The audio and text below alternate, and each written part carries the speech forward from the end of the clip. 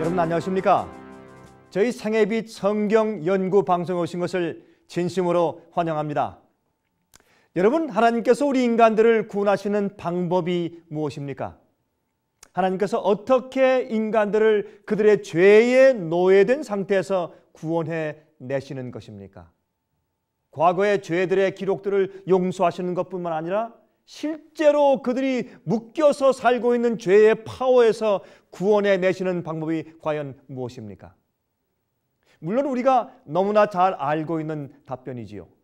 하나님께서 인간들을 저들의 죄에서 구원하시는 유일한 방법은 바로 십자가입니다. 과거에 지은 죄들을 용서하시는 것만이 아니라 실제로 매일매일 우리를 우리의 죄의 습관들과 욕심들의 파워에서 구해내시는 하나님의 능력은 십자가인 것입니다. 우리가 자주 부르는 찬송가 중에 주 달려 죽은 십자가, 우리가 생각할 때에 세상에 붙은 욕심을 헛된 줄 알고 버리네. 우리가 그런 찬송을 자주 부릅니다. 여러분, 우리의 마음속에서 죄를 해결하시는 하나님의 유일한 방법은 바로 십자가인 것입니다. 우리가 십자가를 자주 쳐다보고 명상할 때, 십자가 밑에 가서 우리가 무릎 꿇을 때 우리 마음속에서 세속적이고 인간적인 이기적인 욕심이 다 빠져나가서 하나님만을 위해 살고 주님의 영광을 위해 살고 싶은 욕망이 우리 마음 가운데 용솟음치게 되는 것을 경험케 되는 것입니다. 그러므로 십자가는 하나님께서 우리를 구원하시는 방법입니다. 왜 십자가가 우리를 죄의 힘에서 구속하는 힘이 있을까요? 많은 사람들은 십자가를 우리의 죄를 용서하시는 일에, 우리의 과거의 죄를 사하시는 일에만 국한시켜서 이해하려고 애를 씁니다. 우리 죄를 대신 지신 하나님의 고통으로만 이해하려고 애를 씁니다. 하지만 그 이상의 큰 이 의미가 있는 것을 우리가 알고 있어야 되지 않겠습니까? 십자가는 갈바리에서 시작되고 끝난 것이 아닙니다. 십자가는 그 훨씬 이전부터 시작되었고 또한 지금도 사실은 갈바리 십자가의 고통이 하나님의 마음 가운데서 끝난 것이 아닙니다. 십자가는 예수 그리스도의 죄를 지시는 육신과 정신적인 그런 고뇌만 보여주는 것이 아닙니다. 만약 그렇다면 멜 깁슨 씨가 만든 The Passion of Christ, 그 영화가 옳다고 보아야겠죠? 여러분들이시요, 그 영화는 사실은 그 예수님의 그 십자가를 지시는 육신적인 고통, 그 고통을 통해서 우리가 마치 구원받는 것처럼 그 십자가의 육신적인 고통에만 초점을 맞추어서 영화를 만들었습니다. 여러분, 그러나 사실은 십자가의 고통은 하나님의 마음속에 있는 그 정신적인 영혼의 고통이 더 큰 것입니다. 십자가는 창세 전부터 시작되었습니다. 하나님께서 이 세상을 창조하시기 이전부터 사실은 십자가가 시작된 것이나 마찬가지입니다. 그리고 지금도 계속 중입니다. 십자가는 하나님의 마음이고 성품입니다. 십자가는 하나님의 특별한 계시입니다. 십자가의 사랑과 의미를 이해하게 될 때 죄의 힘이 우리 마음속에서 떨어져 나가게 되는 것입니다. 그래서 요한계시록 13장 8절에 말씀하기를 죽임을 당한 어린 양의 생명책에 창세 이후로 농명되지 못하고 이 땅에 사는 자들은 다 짐승에게 경배하리라 그랬어요. 여기 말씀하기를 창세 이후로 죽임을 당한 어린 양, 그렇게 말을 했어요. 여러분, 영어 성경을 볼까요? 영어 성경이 이렇게 말씀했습니다. And all that dwell upon the earth shall worship him, whose names are not written in the book of life of Lamb, slain from the foundation of the world. 이 어린 양이 이 세상의 처음 기초부터, 그 처음 시작될 때부터, 창조될 때부터 계속돼 온 그런 그때부터 죽임을 당해온 어린 양, 그렇게 성경은 기록하고 있습니다. 참 이상하죠? 이것이 도대체 무슨 말씀일까요? 여러분, 예수님은 창세 전부터 십자가의 그늘 밑에서 살아오셨다, 그런 뜻입니다. 만일 우리가 일주일 후에 트럭에 받쳐서 9시간 동안 고통을 느끼다가 죽는다는 사실을 미리 안다면, 여러분들이 만약에, 참 이건 안 좋은 얘기지만 만약 여러분들이 말이죠, 이제 오늘 조금 있으면 이제 밖에 나가서 있다가 트럭에 치여서 한 9시간 동안 고통을 많이 하다가 죽을 것을 미리 안다면 여러분이시여, 그러면 우리의 마음이 지금부터 얼마나 고통스럽겠습니까? 내가 한 달 후에, 아니 1년 후에, 몇 주일 후에 그런 사고로 죽을 것이라고 미리 안다면 우리 마음 가운데 얼마나 큰 어려움과 고통이 있을까요? 여러분, 창세 전부터 예수님께서는 십자가의 그늘 밑에 사셨다 그 말입니다. 예수님께서 항상 하늘에서 우리 죄인들을 위해서 이 땅에 성육신 하셔서 이 땅에서 돌아가실 것을 미리 다 내다보시고 사셨기 때문에 예수님의 고통은 사실은 인간이 범죄한 다음에 대신 죄를 지시고 대속하시겠다고 계획하신 그때부터 사실은 십자가의 고통이 우리 구세주 예수님의 마음 가운데 있었습니다. 하늘에 계실 때부터 십자가의 고통이 있었습니다. 그러나 이 땅에 성육신 하신 후에는 예수님께서 12살 때부터 십자가를 지실 것에 대해서 알기 시작한 것입니다. 여러분, 성경을 좀 볼까요? 여러분, 성경을 보면 누가복음 2장 40절부터 52절까지 있는 말씀을 잠깐 좀 보아야 합니다. 여러분, 누가복음 2장 40절부터 52절까지 있는 말씀 보면 이렇게 말씀을 되어 있습니다. 40절부터입니다. 아기가 자라며 강하여지고 지혜가 충족하며 하나님의 은혜가 그 위에 있더라. 그 부모가 해마다 유월절을 당하면 예루살렘으로 가더니 예수께서 12살 될 때에 저희가 이 절기에 전례를 쫓아 올라갔다가 43절입니다. 그 날들을 마치고 돌아갈 때에 이 아이 예수는 예루살렘에 머무셨더라 그랬습니다. 그 부모는 이를 알지 못하고 동행 중에 있는 줄로 생각하고 하루 길을 간 후 친족과 아는 자 중에서 찾되 만나지 못함에 찾으면서 예루살렘에 돌아갔더니 그랬습니다. 그런데 여기 보면 46절부터 참 여기 아주 흥미있는 말씀이 있어요. 잘 들어보십시오. 사흘 후에 성전에서 만난 즉, 여러분, 예수님께서 사실은 12살 때 처음 유월절 예식에 참석을 했습니다. 유월절 절기에 참석했어요. 그런데 이제 요셉과 마리아가 친척들을 만나고 아는 사람을 만난 다음에 너무 기뻐서 그들과 대화하다가 그만 예수님이 자기들과 함께 여행 중에 있지 않은 것을 그들이 알아보지 못했습니다. 그래서 그들이 찾다가 예루살렘에 돌아가 보니까 거기서 예수님께서 선생들과 랍비들과 함께 아주 심각하게 성경을 토의하고 있는 것을 발견하게 되었단 말입니다. 그런데 여기 보세요. 사흘 후에 성전에서 만난 즉 그가 선생들 중에 앉으사 저에게 듣기도 하시며 묻기도 하시니 듣는 자가 다 그 지혜와 대답을 기이 여기더라. 그 부모가 보고 놀라며 그 모친은 가로되 아이야 어찌하여 우리에게 이렇게 하였느냐 보라 내 아버지와 내가 근심하여 너를 찾았노라. 예수께서 말씀하시되 어찌하여 나를 찾으셨나이까 내가 내 아버지의 집에 있어야 될 줄을 알지 못하셨나이까 하시니 양친이 그 하신 말씀을 깨닫지 못하더라. 예수께서 한 가지로 내려가사 나사렛에 이르러 순종하여 받드시더라. 그 모친은 이 모든 말을 마음에 두니라. 예수는 그 지혜와 그 키가 자라가며 하나님과 사람에게 더 사랑스러워 가시더라 그랬습니다. 여러분, 여기 있는 말씀을 보면 예수님께서 자라실 때 우리 인간과 똑같은 입장에서 성장하시면서 예수님의 이해와 지혜와 지력이 점점 자라갔다 그랬습니다.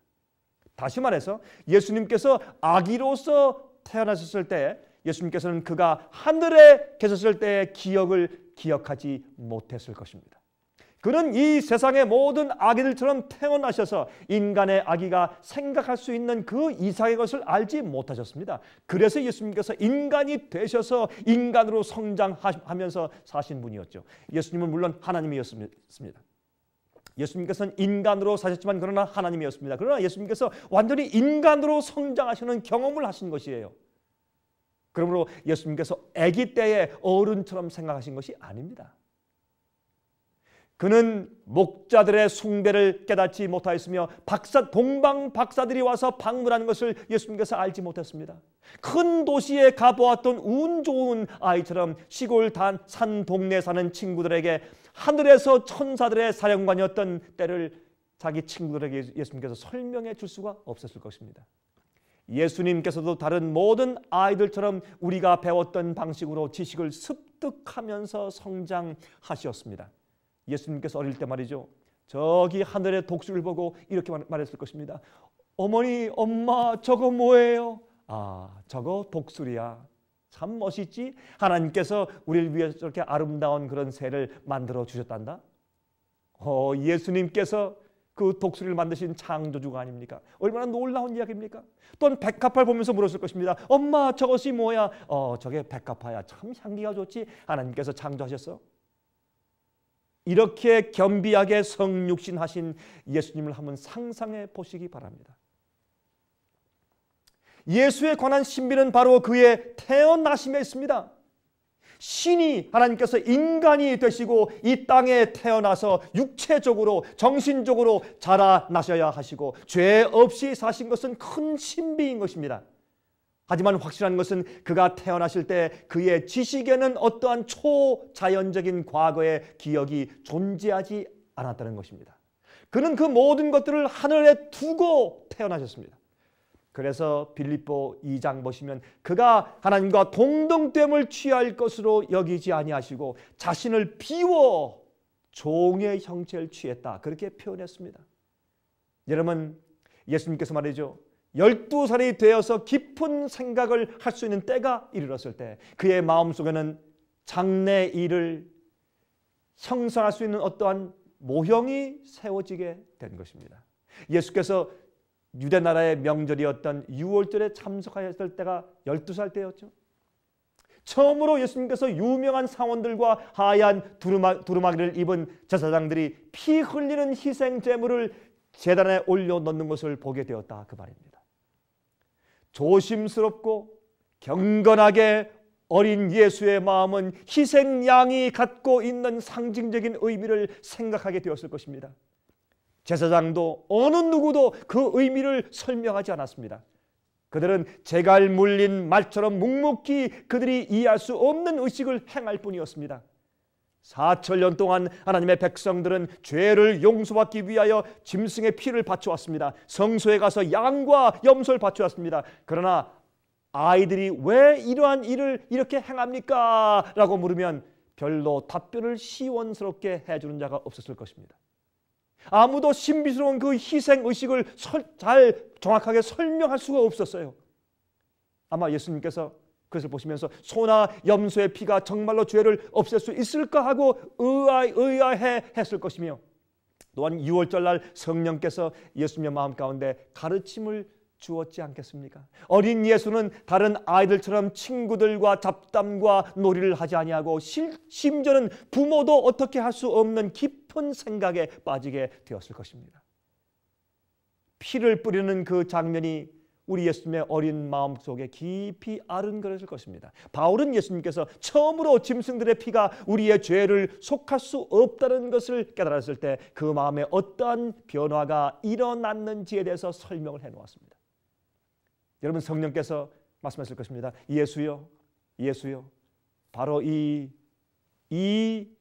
희생양이, 이 유월절 양이 바로 세상 죄를 지고 가는 바로 당신입니다.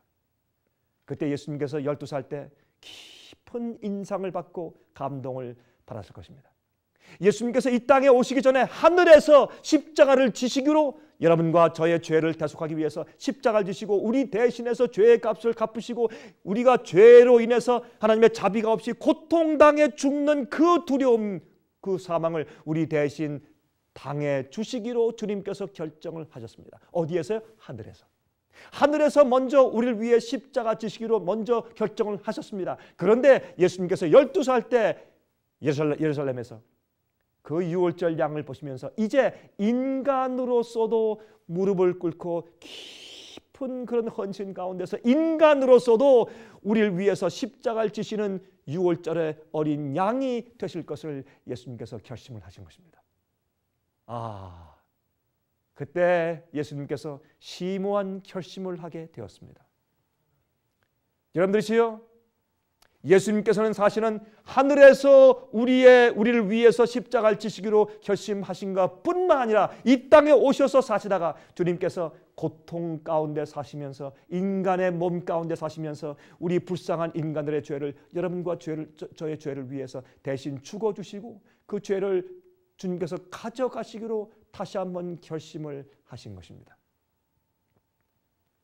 여러분 성경 히브리 10장 5절부터 7절까지 보시면 다음과 같은 말씀이 기록되는 것을 볼 수가 있습니다. 히브리서에 있는 말씀 보겠습니다. 히브리서 10장 5절부터 7절까지 다음과 같은 말씀이 기록되어 있습니다. 그러므로 세상에 임하실 때 말씀하시되 하나님이 제사와 예물을 원치 아니하시고 오직 나를 위하여 한 몸을 예비하셨도다. 전체로 번제함과 속죄제는 기뻐하지 아니하시나니 이에 내가 말하기를 하나님이여 보시옵소서 두루마리 책에 나를 가리켜 기록한 것과 같이 하나님의 뜻을 행하러 왔나이다. 그렇게 기록을 했어요.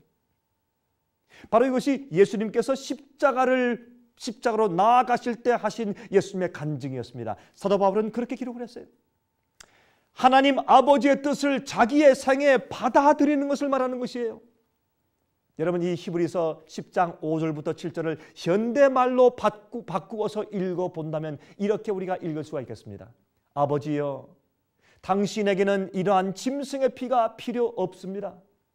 아버지시여 당신은 그 안에서 아무런 기쁨을 찾을 수가 없으니 그 이유는 이것들이 어떠한 인간의 죄도 씻을 수가 없기 때문입니다. 하지만 아버지시여 당신께서 나를 만드셔서 바로 한 몸을 예비하셔서 나를 그곳에 태어나게 해주시고 바로 그 몸이 바로 내 지금 몸인데 바로 내가 인간들의 죄를 위해서 줄 수 있는 그 몸 속에 나를 두시고 또 내가 사람들에게 나누어줄 수 있는 피가 내 몸속에 있습니다. 제가 여기 있나이다 아버지 내가 준비된 채로 여기 있나이다. 저로 하여금 하나님의 어린 양이 되게 하옵소서. 제가 세상 죄를 위하여 죽겠습니다. 제 피가 속죄 제물이 되겠나이다. 제가 이사야가 말한 그 고통받는 일꾼입니다. 저로 인간의 죄를 위하여 상처받게 하시고 멍들게 하시고 채찍질 받게 하옵소서. 아버지시여 당신의 뜻을 따르겠나이다. 이것이 예수께서 이 땅에 사실 때 여러분과 저를 위해서 결심하신 십자가를 지시기 위해서 결심하신 예수님의 선택입니다. 하늘에서 이 지구가 만들어지기 전에 있었던 평화의 협정은 바로 하나님 아버지와 예수님 그 두 분 사이에 있었습니다. 그것이 스가랴서 6장 13절에 있지 않습니까? 아들 예수 그리스도는 자신을 하나님의 어린 양으로 삼아서 세상의 죄를 씻기로 하였지만 예수께서는 이 세상이 있기 전에 하나님 아버지와 하신 그 계약을 이 땅에 계실 때 기억해 내줄 수가 없었습니다. 하지만 예수의 죄로 더럽히지 않은 정결한 마음은 유월절 의식을 통하여서 본 상징들을 조금씩 이해하기 시작했습니다. 성령께서 말씀하실 때 예수의 마음은 성경 말씀으로 가득 차면서 그 말씀이 점점 더 밝게 이해하게 되었을 것입니다. 예수님께서는 어릴 때 성경을 많이 읽고 외우신 분이었습니다. 그때 그 말씀을 따라서 성령께서 예수님을 가르쳐 주신 것입니다. 예수님께서는 이것은 모두 상징이지 라고 생각하면서 무죄하고 순결하고 거룩하고 깨끗한 누군가가 하나님의 어린 양으로서 죽임을 당하여야 잃어버린 인류를 대속할 수 있는 것을 깨닫게 되었습니다. 이렇게 의미 없이 계속되고 있는 무의미한 의식은 이 성전 봉사 의식은 이제 극적인 마지막을 맞게 함으로 의식의 실제적인 의미가 거룩한 실제 희생으로 나타나야 한다. 이 성전 봉사 제도가 전부 다 상징인데 이 상징이 실제 양이 와서 실제 희생 대속 제물이 와서 바로 실제 그 희생이 제물이 치루어져야 된다는 사실을 예수님께서 이해하게 된 것입니다. 이것은 이스라엘의 박사들과 제사장들이 수천 년간의 의식을 통하여서도 깨닫지 못했던 것이었습니다. 그들은 왕으로 오실 어떤 권세를 가지신 그런 왕이 오실 것으로 그들은 메시아를 기다렸습니다. 우리 죄를 위해 십자가를 지실 대속주를 기다린 것이 아니었습니다. 하지만 지금 사람들이 셀 수 없이 많이 보았던 상징을 단지 한 번 봄으로 12살짜리 어린 예수는 그 의미의 중심을 이해하게 된 것입니다. 그는 영원전에 하늘에 계셨을 때 결정을 하셨습니다. 십자가를 지실 것을 결정을 했는데 12살 때 다시 우리 인간들의 죄를 위해서 십자가를 지실 것을 선택하신 것입니다. 우리가 성경을 연구하는 이유도 바로 이 같은 의미를 가지고 있는 것이 아니겠습니까? 성령의 가르침을 받기 위한 것이 아닙니까? 우리는 성경 말씀을 펴니다. 그 속에 있는 상징들과 모든 진리를 읽습니다. 연구합니다. 그때 성경 말씀을 기록하신 똑같은 성령께서 우리 마음 가운데 속삭이시면서 이 성경 말씀에 있는 진리와 그 상징들을 이해토록 해야 할 것입니다. 이것이 바로 성경 말씀을 연구하는 참된 태도입니다. 그런데 우리는 말씀을 읽고 성령의 음성을 듣는데도 십자가 지기를 거절하는 것입니다. 여러분들이시여, 구원받을 수 있는 오직 한 길이 있는데 그것은 바로 예수님께서 하신 선택을 우리도 우리 생애 가운데 하는 것입니다. 여러분 아십니까? 두 십자가가 있었습니다. 예수님의 십자가와 또한 여러분과 저의 십자가가 있습니다. 예수님의 십자가와 너와 나의 십자가, 예수께서 지신 십자가와 우리가 져야 할 십자가가 있는 것입니다. 여러분 기억하십시오. 항상 우리에게 두 가지 십자가가 있습니다. 우리의 거룩한 모본께서 예수님께서 보여주신 그 십자가는 우리가 우리의 십자가를 지기에 쉽게 하십니다. 주님의 십자가를 이해함으로써 우리는 우리 자신의 십자가를 발견할 수 있고 또한 기쁨으로 이것을 지게 하는 힘을 얻을 수가 있는 것입니다. 나의 죄를 위해서 그 엄청난 고난과 영혼의 고뇌의 십자가를 지신 예수님을 보면서 우리의 죄를 용서하시기 위해서 당신 자신을 버리신 그 희생을 보면서 우리도 우리에게 지워지는 십자가를 질 그런 용기와 힘이 생기게 되는 것입니다. 예수님께서 못 박힌 손으로 자신의 눈을 가리울 수 없음을 아시고 하나님 아버지께서는 이 어두움을 보내어서 십자가를 싸셨습니다. 그래서 군중들로부터 그의 얼굴을 가리셨습니다. 숨기셨습니다. 얼마나 잔인한 인간들이었습니까? 또한 얼마나 자비로운 하나님이십니까? 아들의 마지막 고통을 숨기시는 그 자상한 사랑, 천사들조차도 보기를 허락지 않았던 그리스도의 고통의 마지막 장면들 말이죠. 천사도 볼 수 없도록 그 예수님의 고뇌, 우리 죄를 대신 지시는 고뇌를 하나님 아버지께서 먹구름으로 가리셨습니다. 영원한 죽음에서 우리를 구하시기 위해서, 그래서 그 주님의 얼굴에 있던 그 두려움을 끝까지 보이지 않게 하신 아버지의 동정. 하지만 마지막 결정의 모습을 사람들로부터 숨기우신 아버지 하나님의 사랑은 하늘의 법과 구속과 사랑의 원칙을 온 세상에 전하고 있었습니다. 아들을 포기하고 아들을 주신 사랑. 예수님께서 이 땅에 계실 때 범죄했더라면 예수님은 구세주가 될 수가 없었을 것입니다. 여러분들이시여, 희망은 영원히 사라졌지만 사랑은 견뎠습니다. 고린도전서 13장 13절에 말씀하기를 그런즉 믿음, 소망, 사랑 이 세 가지는 항상 있을 것인데 그 중에 제일은 사랑이라고 했어요. 믿음은 보이지 않지만 실제로 존재하는 것에 대한 의지입니다. 그러나 사랑은 보이지 않고 존재하지 않는 것을 위해서 희생할 수 있습니다. 믿음은 하늘에 가서 믿음은 없어집니다. 더 이상 믿을 필요가 없어요. 예수님께서 마지막 순환을 통과하실 때 그 마음과 영혼은 오직 죽어가는 인류를 위한 사랑으로 가득 차 있었기 때문에 그에게는 부활과 영생의 희망이 전혀 없었지만 앞으로 내가 부활할 것인가 하는 그런 희망이 사라졌어요. 나의 하나님 어찌 나를 버리십니까? 라고 예수님께서 절규했지 않습니까? 그럴 때 내가 인간들을 위해서 영원히 내가 죽겠습니다. 다시는 부활하지 않고 내가 영원히 죽어버린 그럴 가능성이 있을지라도 나는 십자가를 지겠습니다 하는 그런 엄청난 사랑을 우리에게 보이신 것입니다. 여러분, 그래서 사랑은 진리와 함께 기뻐한다 그랬어요. 예수님께서 십자가 돌아가실 때 희망은 완전히 사라졌습니다. 그러나 예수님의 사랑은 그것을 견디게 만들었습니다. 여러분들이시여, 우리의 생애도 마찬가지입니다. 주님께서 그렇게 하신 그 예수님의 생애를 보면서 정말 인간을 사랑하는 마음이 모든 고난을 견딘 것처럼 우리도 이 세상에서 우리가 지는 십자가의 고통을 견딜 수 있게 되는 것입니다.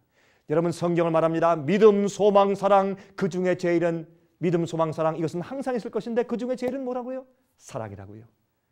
예수께서 마태복음 16장 24절에 말씀했습니다. 누구든지 나를 따라오려거든 어떻게 해요? 자기를 어떻게 해요? 부인하고 자기 십자가를 지고 나를 쫓을 것이니라. 예수님께서 앞으로 구원받는 자들 앞에 있는 즐거움을 보시고 십자가를 참으셨어요. 마찬가지입니다. 여러분들이시여, 우리에게도 십자가가 있습니다. 우리가 주님을 믿고 따르고 진리대로 살고 성경에 있는 빛대로 살기 위해서 결심하고 주님을 따라 나갈 때, 주께서 십자가를 지신 것처럼 주님 따라 나갈 때 우리가 져야 할 십자가가 우리에게 옵니다. 여러분들이시여, 여러분들은 십자가를 어떻게 지십니까? 주님을 믿고 용서받고 구원 얻긴 좋아하지만, 그러나 주님께서 허락하시는 십자가를 지기를 두려워하고 십자가를 혹시 거절하고 있지 않습니까? 두 가지 십자가가 있습니다. 예수께서 지신 십자가와 여러분과 제가 져야 할 우리의 십자가가 있습니다. 여러분, 주님께서는 하늘에서도 우리를 위해 돌아가시기로 결심하셨고, 이 땅에 오셔서도 우리 인간을 위해서 십자가 지기를 결심하시고 사랑으로 끝까지 갈바리까지 가셨습니다. 우리도 주님의 사랑에 빠지고 주님의 사랑을 우리 마음 가운데 가득히 심으면 우리도 주님을 따라 십자가를 질 수 있습니다. 우리들에게 지정된 십자가가 있습니다. 예수님을 받아들이고 예수님을 구세주로 받아들일 때 우리는 십자가도 같이 받는 것입니다. 십자가의 고통은 우리를 죽이고 우리를 죄에서 해방되게 하고 정말 주님의 뜻대로 살게 만드는 것입니다. 십자가는 우리를 죄의 힘에서 해방시키는 능력이 있습니다. 제가 다음 시간 다시 뵙겠습니다. 안녕히 계십시오. 은혜스러운 시간 되셨습니까? 저희 생애의 빛에서는 기독교 월간지를 제작하고 있습니다. 이 월간지의 이름은 살아남는 이들입니다. 월간지 살아남는 이들은 모든 교파의 그리스도인들이 부담 없이 읽을 수 있는 초교파적인 기독교 월간지로서 현대인들의 필요를 가장 잘 채워줄 수 있는 기사와 정보들로 가득 차 있으며 가정, 건강, 신앙 세 가지를 주제로 매 호마다 아주 특별한 기사들이 실리고 있습니다. 바쁜 현대 도시 생활에서 어떻게 하면 우리 자녀와 가족이 아름다운 가정을 이루고 살 수 있을까요? 각종 질병들이 난무하고 있는 이 시대에 어떻게 하면 건강하고 행복한 삶을 살 수 있을까요? 그리고 다양한 가르침 속에서 가장 성서적인 진리는 무엇이며 나와 나의 가정을 영적으로 살아남게 이끄는 참된 복음은 무엇일까요? 이 월간지 살아남는 이들을 신청하실 번호는 무료 전화 1-877-704-1004번입니다. 1-877-704-1004번으로 전화해 주시기 바랍니다. 미국 동부 시간으로 월요일부터 금요일까지 9시에서 5시 사이에 전화해 주시기 바랍니다. 그러면 다음 방송 시간까지 안녕히 계십시오.